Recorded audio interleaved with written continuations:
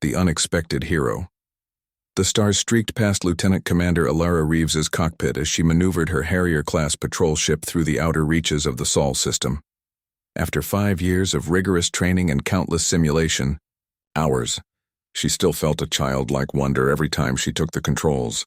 Space was her element, vast, beautiful, and unforgiving. "Command to Harrier 7, the voice of Flight Control Officer Yamamoto crackled through her comms. "Complete your patrol route and return to Ganymede Base. Keep standard distance from the Conclave observation post near Saturn." "Copy that, Command," Alara responded, adjusting her course. Standard patrol, standard distance. Nothing exciting. Today, little did she know how wrong those words would prove. It had been 38 years since humanity had made first contact with the Galactic Conclave, an alliance of 23 spacefaring species that governed most of the Orion Arm. Humans had been welcomed with smiles and technological gifts that came with thick strings attached. The Conclave Integration Treaty forced Earth to accept severe restrictions on military technology, keeping humanity safely contained within the Sol system and dependent on Conclave protection. Officially, Alara's Harrier was a simple patrol craft, with conventional propulsion and basic weaponry, all that was permitted under the treaty. Unofficially, it contained the fruits of Project Phoenix, Earth's most classified military program. Hidden beneath layers of innocuous components lay the prototype, quantum displacement drive, and experimental weapon systems that violated at least 7 Conclave technology prohibitions. Alara was one of only 12 pilots cleared for the Phoenix protocol. Selected for her exceptional spatial awareness and adaptive thinking, she had spent the last 2 years testing the prototype systems in secret, far from the watchful sensors of Conclave observers. As she rounded Saturn's rings, her tactical display suddenly lit up with multiple signals. 3 Conclave vessels had decloaked directly in her flight path. Taraki cruisers, their distinctive elongated hulls bristling with weapons ports. "Harrier 7 to command," Alara called, adrenaline surging. 3 Taraki vessels have appeared, off my bow. They're not broadcasting identification, request instructions. Static filled her comms for several seconds before Yamamoto's voice returned, tension evident. "Command to Harrier 7. The Conclave observation post reports no scheduled maneuvers. These may be raiders. Return to base immediately." Before Alara could acknowledge, her threat warning system blared. The lead Taraki vessel had locked weapons on her ship. "They're targeting me," she reported, banking hard to port as the first energy blast seared through space where she had been moments before. "Evasive maneuvers authorized," Yamamoto responded. "Defense only. Do not engage." Alara gritted her teeth as she pushed her ship through a series of tight turns, barely avoiding the coordinated fire from the 3 vessels. The Harrier's conventional thrusters strained under the stress, unable to outpace her pursuers. "They're herding me away from Saturn," she realized aloud, trying to push me toward the asteroid field. Another blast clipped her port stabilizer, sending the Harrier into a dangerous spin. Warning lights flashed across her control panel as systems began to fail. "Command, I'm taking heavy fire," she transmitted. "Conventional systems compromised. I can't outrun them." Admiral Chen's voice replaced Yamamoto's, speaking in a measured, deliberate tone. "Harrier 7, this is Admiral Chen. Phoenix Protocol is authorized. I repeat, Phoenix Protocol is authorized. Survival is your priority." Alara's heart raced. The authorization meant one thing: reveal the prototype technology if necessary to survive. The implications were enormous. Once used, there would be no hiding Earth's treaty violations from the Conclave. "Understood, Admiral," she replied, her fingers already dancing across the hidden control interface embedded in her neural link. Deep within the Harrier's systems, the quantum displacement drive activated. Energy surged through pathways designed to bend the fabric of space-time itself. Alara felt the familiar disorientation as the quantum field enveloped her ship. In an instant, the Harrier disappeared from its position and reappeared 3 kilometers behind the trailing Taraki vessel. "Weapons free," she whispered to herself, engaging the ship's concealed plasma cannons. The Taraki ships, still facing where she had been, were caught completely off guard. Ilara's first salvo struck the engines of the trailing vessel, crippling its maneuverability. Before the others could react, she triggered another quantum jump, reappearing beneath the lead ship. What followed was a display of combat capability that no human vessel had ever demonstrated in conclave space. The Harrier blinked in and out of normal space, appearing at impossible angles, striking with precision, and vanishing before return fire could connect.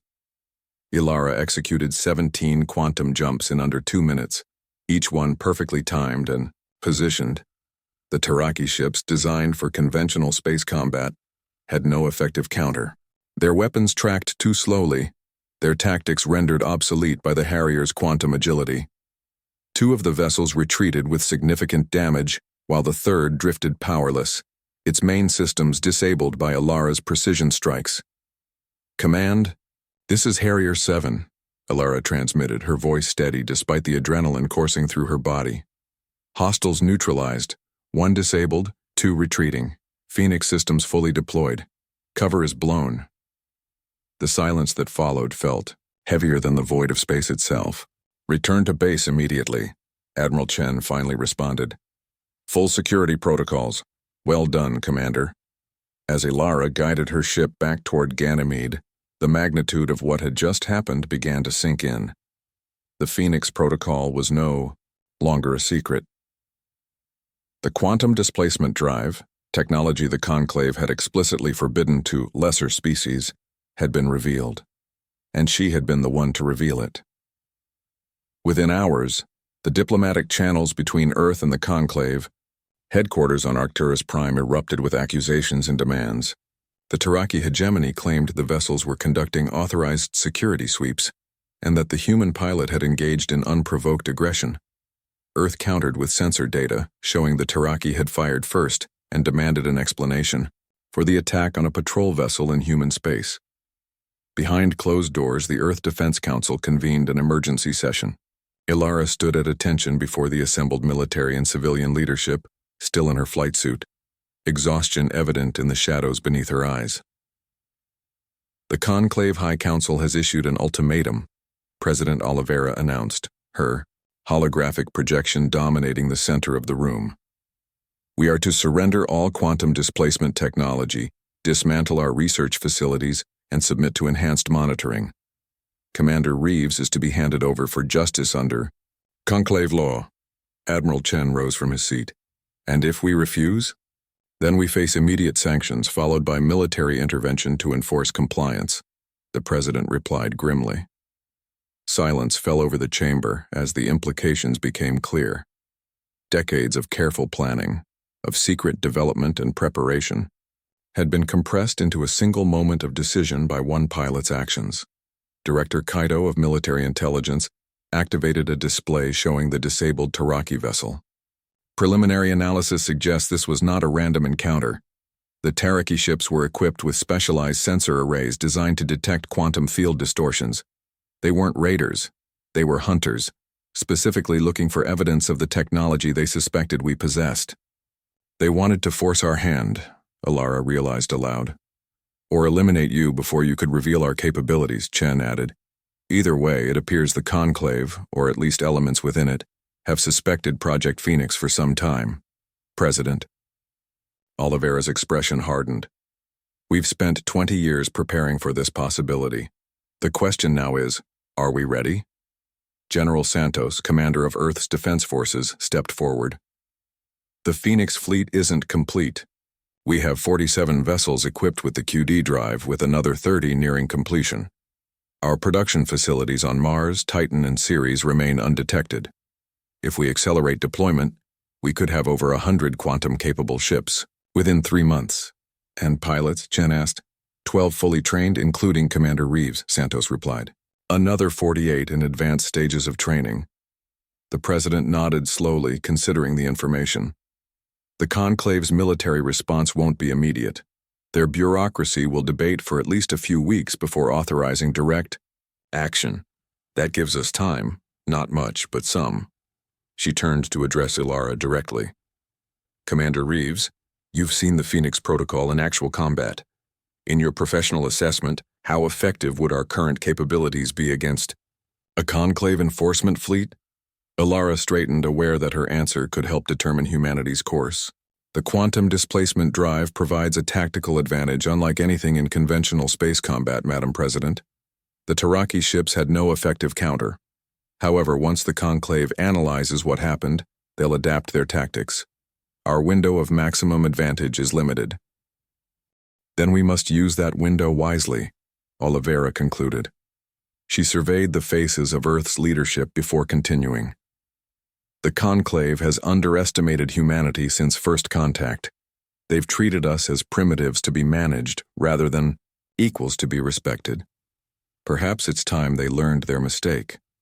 Her next words would change the course of human history. Send our response to the High Council.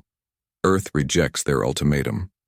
We will not surrender our sovereignty, our technology, or our people. If the conclave wants a war, they shall have one.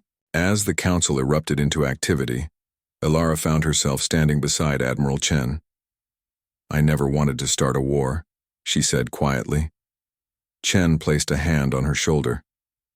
You didn't start it, Commander. You just fired the first shot in a conflict that's been brewing for decades. He gestured toward the tactical displays showing Earth's defense preparations. And now, we need you to teach others how to do what you did out there. Humanity's future may depend on it.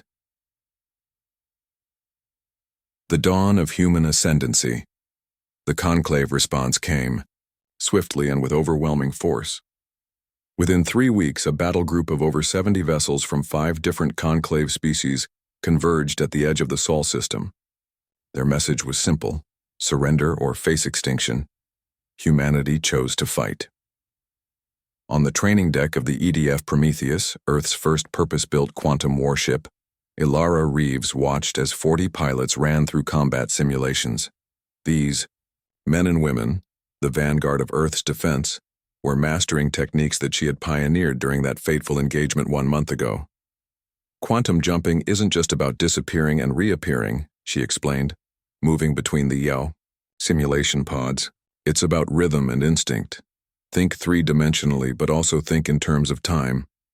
Where will your enemy be when you reappear? How will they react? Anticipate, adapt, and strike. Admiral Chen entered the training deck, his presence immediately noted by the crew. Commander Reeves, he called. A moment, please. Alara followed him to a private briefing room where a holographic display showed the approaching conclave fleet. They'll reach Mars orbit within 24 hours, Chen stated without preamble. The President has authorized Operation Shattered Mirror. Alara took a deep breath. Shattered Mirror was the most aggressive of Earth's defense plans, a high-risk strategy that would commit almost all of their quantum-capable ships to an immediate counter-offensive, rather than a defensive posture. The Phoenix fleet is ready, she replied, but we're still outnumbered nearly 2 to 1. Chen's expression remained impassive.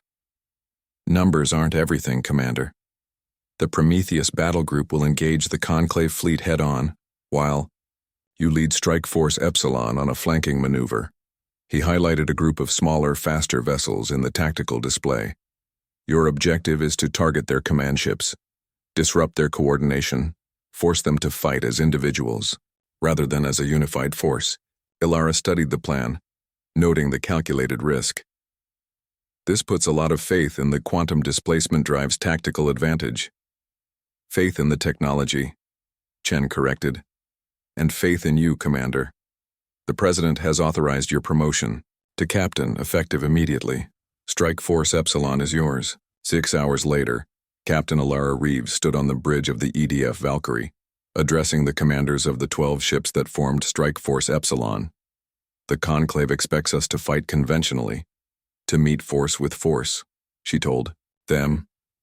We will not. Our ships are smaller, our weapons lighter, but our maneuverability is unmatched. We will attack from unexpected vectors, strike precise targets, and vanish before they can respond. She pointed to the tactical display showing the conclave formation. Focus on their command and control systems. Disrupt their communications. Make them fight blind. The battle for Sol began as the conclave fleet approached Mars. Admiral Chen's Prometheus battle group engaged them directly, conventional weapons fire blazing across the void. To any observer, It appeared that humanity was committing its forces to a traditional, if hopeless, defense. Then, Strike Force Epsilon revealed humanity's true strategy. 12 quantum-capable ships suddenly appeared within the Conclave formation itself, their arrival defying all conventional tactical doctrine. No defensive screen could stop an enemy that could simply bypass it entirely. Ilara's Valkyrie led the assault, targeting the Taraki flagship with surgical precision. "Target their main communication array," Ilara ordered as her ship materialized, less than a kilometer from the massive Conclave vessel. "Fire and jump!" The Valkyrie's weapons struck true, disabling the Taraki flagship's ability to coordinate the fleet.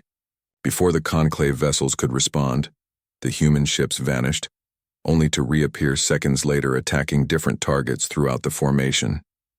Chaos erupted among the Conclave forces. Their carefully planned formation broke apart as individual captains tried to defend against attacks coming from impossible angles. The quantum jumps defied their tactical computers, rendering predictive targeting useless. "They're adapting," Ilara noted as she watched the Taraki vessels begin to form defensive clusters. Epsilon Group, switch to pattern Omega. Focus fire on their engine sections. The next phase of the battle demonstrated why Ilara had been chosen to lead. She didn't fight according to fixed patterns or rigid doctrines. She observed, adapted, and improvised, qualities that the hierarchical Conclave military structure struggled to counter. 3 hours into the engagement, the integrated Conclave fleet had fragmented into isolated battle groups fighting for survival. The Phoenix fleet, despite being outnumbered, held the tactical advantage. The quantum displacement drive had changed the fundamental nature of space combat, and humanity was the only species that understood how to fully exploit it. Yet victory came at a cost. 4 of Ilara's ships had been destroyed, their quantum jumps predicted by increasingly desperate Conclave tacticians. The remaining vessels showed battle damage, and quantum drive signatures were degrading from the unprecedented operational tempo. "Captain, we're detecting a new group of ships entering the battle zone," her tactical officer reported. 7 vessels, configuration unknown. Ilara studied the readings with growing concern. The newcomers were massive, dreadnoughts far larger than anything in the current Conclave formation.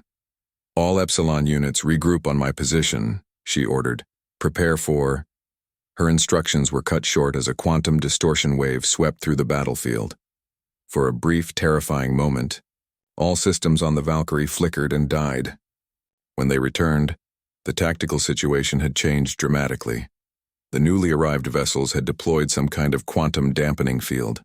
Within its radius, the human ship's greatest advantage was neutralized. They came prepared for a second phase, Ilara realized aloud. They knew we'd reveal our capabilities and had countermeasures ready. A transmission cut through all channels, broadcast in perfect English from the lead dreadnought. "Attention, human vessels. This is High Commander Voskara of the Conclave Enforcement Division. Your resistance is noted but futile. Surrender now, and your species will be permitted to survive under direct Conclave administration." Ilara glanced at her surviving ships, assessing their condition. Without the quantum advantage, they couldn't win a direct engagement against the dreadnoughts, but something about the situation didn't make sense. Why bring quantum dampening technology if they didn't know about our capabilities beforehand? She asked her executive officer. "They must have suspected," he replied. "Or they've encountered it before," Ilara countered, a new possibility forming in her mind. "Tactical. Analyze those dreadnoughts. Compare their design to all known Conclave species." The analysis confirmed her suspicion. The dreadnoughts shared no design commonalities with any of the 23 Conclave members. They were something else entirely. A daring plan formed in Ilara's mind. "All Epsilon units execute a conventional withdrawal beyond the dampening field," she ordered. "Maintain calm silence except for emergency channels." Once beyond the field's effect, she opened a secure channel to Admiral Chen. "Admiral, I believe those dreadnoughts aren't Conclave vessels. Their design is completely different, and they came prepared with technology specifically designed to counter quantum displacement." "Your point, Captain?" Chen asked. The Conclave didn't develop quantum countermeasures because they suddenly faced it from us, Alara explained. They already had them because they've faced quantum technology before. I think there's more to the Conclave's technology restrictions than they've told us. Chen was silent for a moment, processing the implications. What do you propose? A direct reconnaissance mission, Ilara replied. Let me take the Valkyrie behind their lines, all the way to Arcturus Prime if necessary. If my suspicions are correct, the Conclave is hiding something that could change everything about this conflict. The mission was approved, and 12 hours later, the Valkyrie slipped away from the Sol system, using a series of long-range quantum jumps to bypass Conclave patrols. The journey to Arcturus Prime, the Conclave's capital world, would normally take weeks. With the quantum displacement drive, they arrived in just under 4 days. What they discovered there changed the nature of the war. Arcturus Prime wasn't just the seat of Conclave government. It was a fortress world surrounded by the most advanced defensive systems Alara had ever seen. But more shocking were the massive shipyards in orbit, producing vessels identical to the dreadnoughts that had appeared at Sol. They're preparing for war, Ilara's intelligence officer observed as they gathered sensor data from a concealed position. But not against us. This level of production far exceeds what they'd need to handle Earth. Using the Valkyrie's advanced sensor suite, they infiltrated the Conclave's secure communications network. What they uncovered was staggering. The truth, behind the Conclave's technology restrictions and their true purpose for humanity. The Conclave wasn't a benevolent alliance of spacefaring species. It was a defensive pact formed to resist an existential threat from beyond the Orion Arm, a highly advanced empire known only as the Dominion. The technology restrictions weren't about keeping lesser species in check.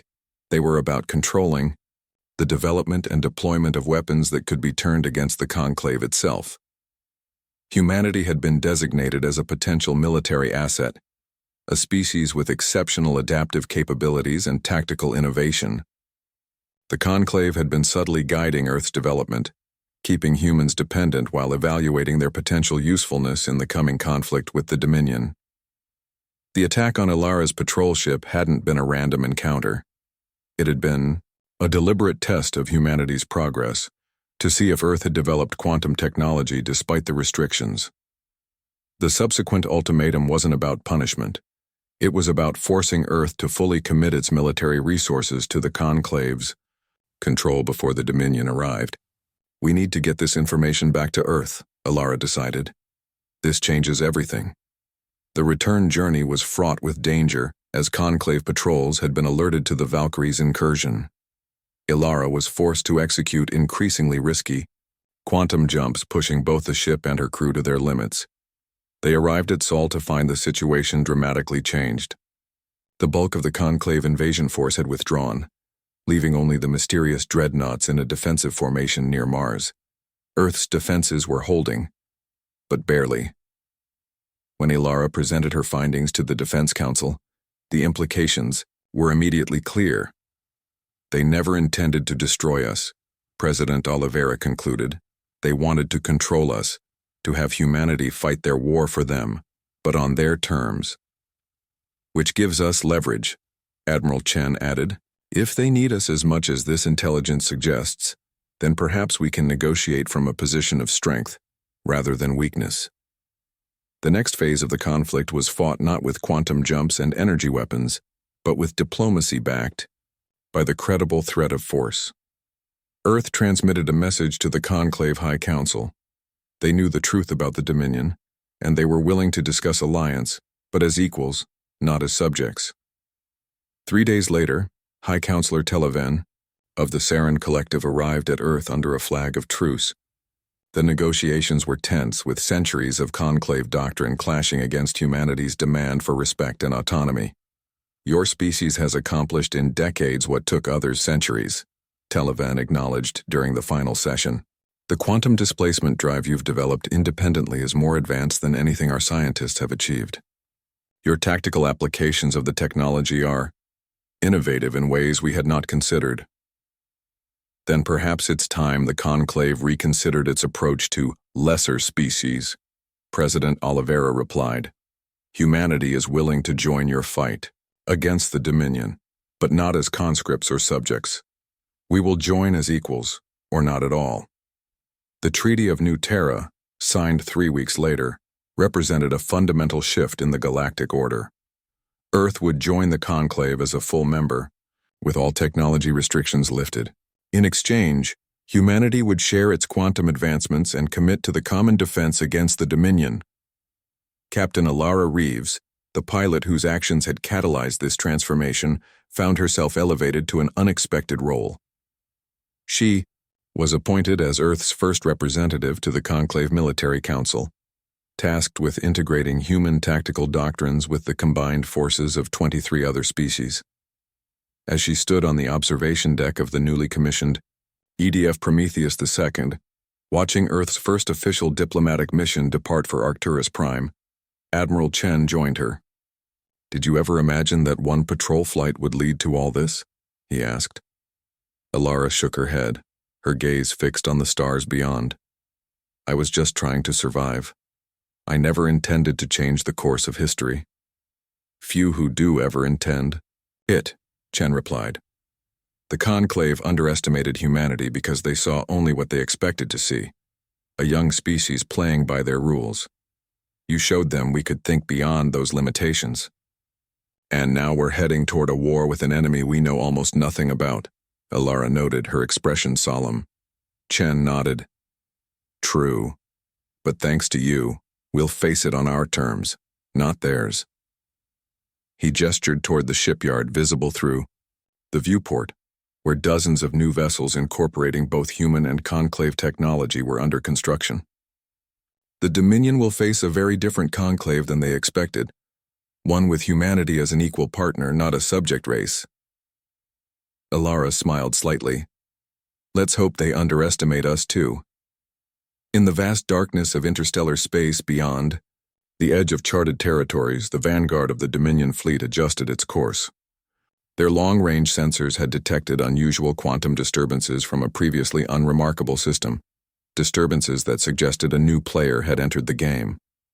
The Ascendancy would be most interested in this development.